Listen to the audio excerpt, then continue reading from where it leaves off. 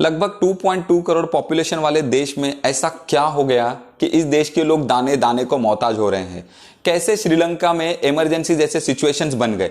इस economic crisis के पीछे चाइना का बहुत बड़ा रोल बताया जा रहा है, पर क्या किसी एक रीजन की वजह से किसी देश को इतनी बड़ी फाइनेंशियल क्राइसिस और इमरजेंसी जैसी सिचुएशंस फेस करनी पड़ सकती है। इस पूरी सिचुएशन को एनालाइज करने के बाद कई रीजन सामने आए। आइए समझने की कोशिश करते हैं इस क्राइसिस के पीछे क्या मेन रीजंस हैं। Reason number 1, foreign debt. साल 2017 में ही श्रीलंका की टोटल डेट $64 बिलियन थी। 90 to 95% गवर्नमेंट रेवेन्यू सिर्फ डेट रिपेमेंट में जाता था। इंफ्रास्ट्रक्चर के डेवलपमेंट के लिए highways, ports, airports, power plant etcetera बनाने के लिए चाइना अलग अलग देशों को बिलियंस ऑफ डॉलर्स लेंड करता है, यानी उधार देता है। और जब दूसरे देश उनसे प्रॉफिट नहीं कमा पाते और डेट रिपे नहीं कर पाते तो चाइना उस चीज को अपने कब्जे में ले लेता है।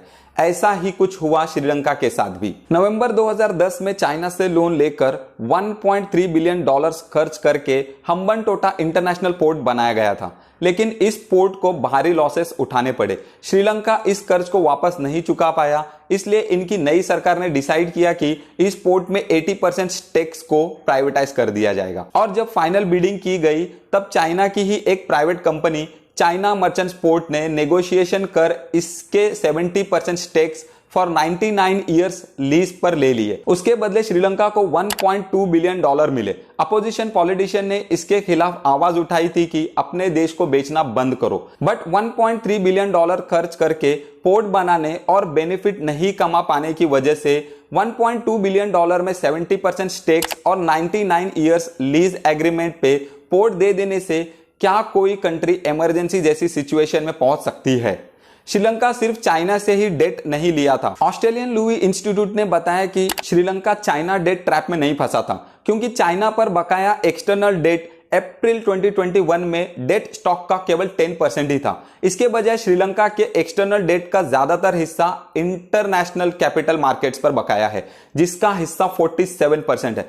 अनदर 22% मल्टीलैटरल डेवलपमेंट बैंकों के पास है। इसके साथ ही श्रीलंकाई डेट का 10% जापान के भी पास है। आज अराउंड $4 बिलियन की डेट पेमेंट्स है श्रीलंका के ऊपर। 2019 में डेट 94% ऑफ जीडीपी थी, 2021 तक 119% ऑफ जीडीपी तक चली गई।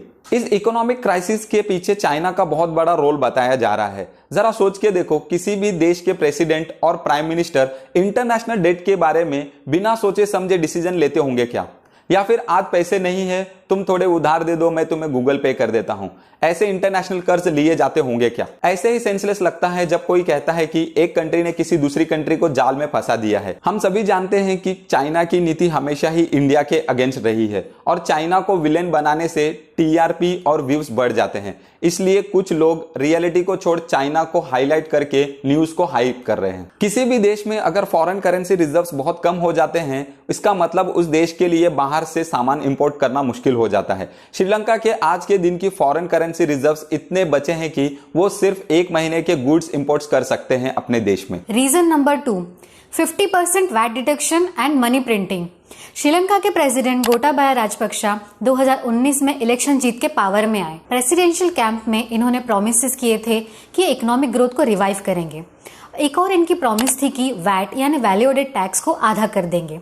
इससे पहले श्रीलंका में 15% वैट लगता था। टैक्स कट करने के पीछे एक सिंपल रीजन था कि टैक्स कम पे करना पड़ेगा तो लोग ज्यादा स्पेंड करेंगे, कंजम्पशन बढ़ेगी और उससे इकोनॉमिक ग्रोथ बढ़ेगी। इस लॉजिक में कुछ गलत नहीं है। सिचुएशन को समझते हुए सही प्लानिंग और सही टाइमिंग के साथ इम्प्लीमेंट की जाए तो ये चीज कई जगहों पे सक्सेसफुल काम करती है। श्रीलंका ने टैक्स कट किया 1 दिसंबर 2019 को और 3 महीने बाद ही कोविड का पैंडेमिक आ गया।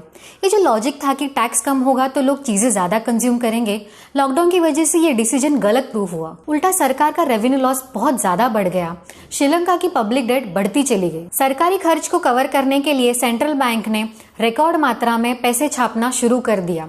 इंटरनेशनल मॉनेटरी फंड यानी IMF द्वारा पैसे की प्रिंटिंग को बंद करने की सलाह को भी नजरअंदाज कर दिया। ये भी एक बड़ी वजह है श्रीलंका में अचानक इतनी महंगाई बढ़ने की। Sum of all values of goods and services produced should be equal to sum of all currency present. इसी बेसिक प्रिंसिपल पर ही किसी भी देश की करेंसी प्रिंट होती है। आइए एक एग्जाम्पल के साथ समझने की कोशिश करते हैं कैसे रूल्स और रेगुलेशन से ज्यादा नोट छापने से किसी भी देश में पैसों की वैल्यू कम हो जाती है और जरूरत की चीजों की कीमतें बढ़ जाती है। सपोज किसी देश में 5 लोग हैं और हर एक के पास 100 रुपए है, मतलब सबके पास टोटल 500 रुपए होंगे।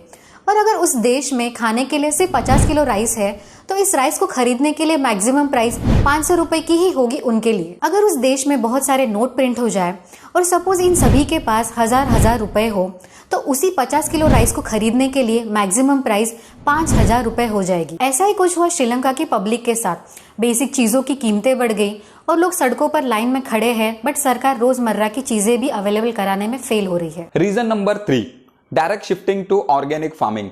एक और बहुत मास्टर स्ट्रोक जैसा फैसला लिया गया यहाँ के प्रेसिडेंट के द्वारा। इन्होंने 2019 की इलेक्शन में प्रॉमिस किया था कि पूरे देश में एग्रीकल्चर को ऑर्गेनिक बना देंगे।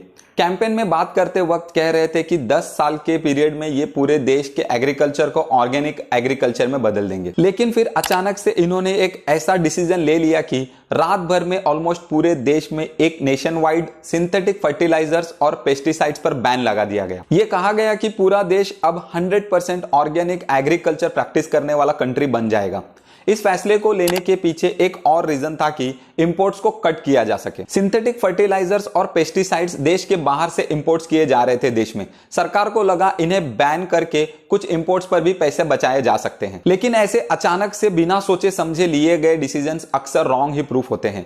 अगर सही में देश में बदलाव लाना था तो धीरे धीरे प्लानिंग के साथ काम किया जा सकता था। असल में ऑर्गेनिक खाना एनवायरमेंट के लिए अच्छा होता है, हमारी हेल्थ के लिए अच्छा होता है, सस्टेनेबल ज्यादा होता है। लेकिन जब फार्मिंग ऑर्गेनिक करी जाती है शॉर्ट टर्म में उसकी एफिशिएंसी इतनी अच्छी नहीं होती। कहा जाता है कि शॉर्ट टर्म में 20 से 30% प्रोड्यूस कम हो सकता है क्योंकि फर्टिलाइजर्स और पेस्टिसाइड्स का इस्तेमाल नहीं किया जा रहा है।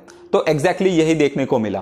श्रीलंका एक ऐसा देश था जो राइस प्रोडक्शन में कम से कम सेल्फ सफिशिएंट था। चावल को बाहर से इंपोर्ट नहीं करना पड़ता था। लेकिन इस फैसले के बाद 6 महीने के अंदर $450 मिलियन सरकार को स्पेंड करने पड़े चावल को बाहर से इंपोर्ट करने के लिए। टी भी बहुत ज्यादा उगाई जाती थी श्रीलंका में। सरकार बाकी देशों में एक्सपोर्ट करती थी टी। सरकार के लिए फॉरेन करेंसी का एक बहुत बड़ा सोर्स होता था टी को एक्सपोर्ट करना। लेकिन टी क्रॉप भी इस गलत डिसीजन से तबाह हो गया। रीजन नंबर 4, टूरिज्म कम हो गया। साल 2018 में श्रीलंका दुनिया भर में one of the top destination था टूरिज्म के लिए।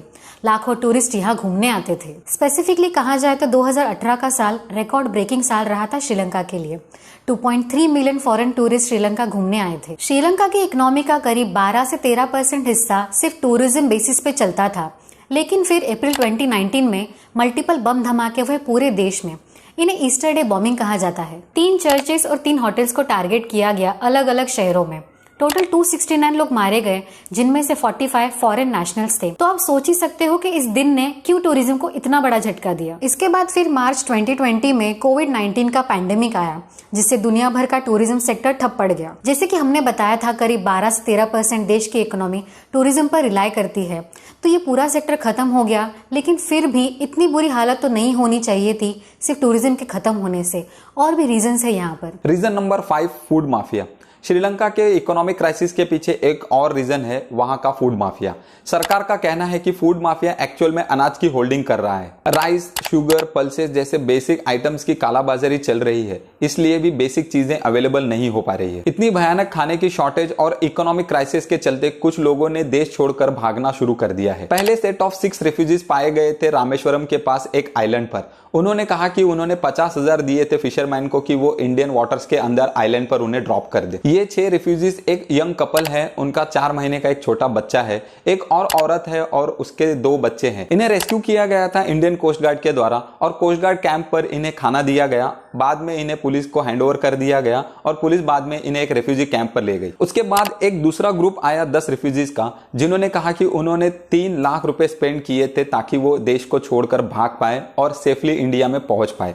तो आप सोच सकते हो कि लोग कितने डेस्परेट है यहाँ पर। तमिलनाडु के इंटेलिजेंस ऑफिसर्स के अकॉर्डिंग करीब 2000 रिफ्यूजीज इंडिया आ सकते हैं अगले कुछ हफ्तों में। इसी को लेकर तमिलनाडु के चीफ मिनिस्टर MK स्टैलिन ने मीटिंग करी प्राइम मिनिस्टर मोदी के साथ और परमिशन मांगी कि स्टेट गवर्नमेंट को अलाउ किया जाए कि श्रीलंकन तमिल्स अब जो रिफ्यूजीज बन के आएंगे तमिलनाडु में, उन्हें state government humanitarian aid provide कर सके। हम बस यही चाहेंगे कि जो भी क्रेडिट लाइन श्रीलंका को दी जा रही है उससे श्रीलंका देश सक्सेसफुली रिकवरी करे और अपनी इकोनॉमी को वापस ट्रैक पर ले आए। वीडियो अगर इन्फॉर्मेटिव लगा हो तो वीडियो को लाइक और शेयर करें और चैनल को सब्सक्राइब करना नहीं भूलें।